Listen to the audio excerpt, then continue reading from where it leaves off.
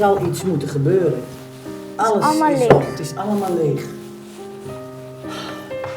Wat doen we daaraan? Ja, we moeten toch wat eten, we moeten wat drinken. Ja goed, drinken kan misschien wel gaan, maar het is oogsttijd. En als de maaiers bezig zijn, dan blijven er aren liggen. En die zijn voor de arme mensen. Zou jij willen gaan kijken en daar wat van op proberen te rapen, zodat wij ook straks weer wat te eten hebben? Ja, ik ga.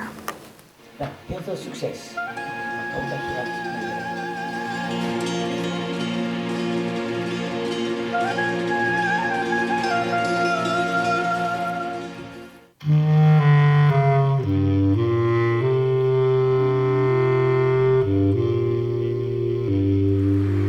Wie is dat? Dat is Rut, de Moabitische. Die is met Naomi meegekomen.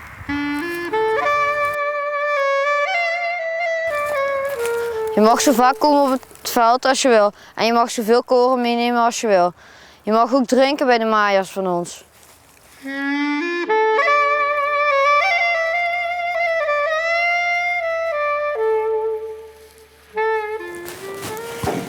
Oh, yes! Wat Een hele zak vol. Oh, daar kunnen we fijn brood gaan maken. Waar had je het gevonden? Waar was je geweest? Bij Boas op het veld. Oh, bij Boas. Wat fijn, dat is nog familie. Dan mag je misschien nog wel een keer terugkomen ook. Denk het wel. Oh, geweldig. Dan kunnen we voorlopig weer even vooruit.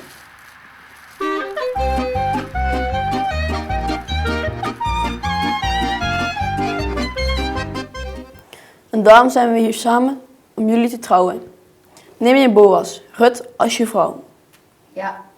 En jij Rut, neem je Boas als man. Ja.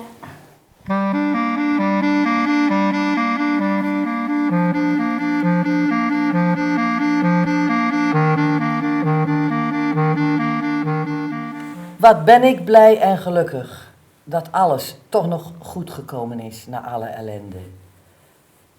Ik heb een kleinkind gekregen. Dank jullie wel. Obed, je gaat een grote toekomst tegemoet.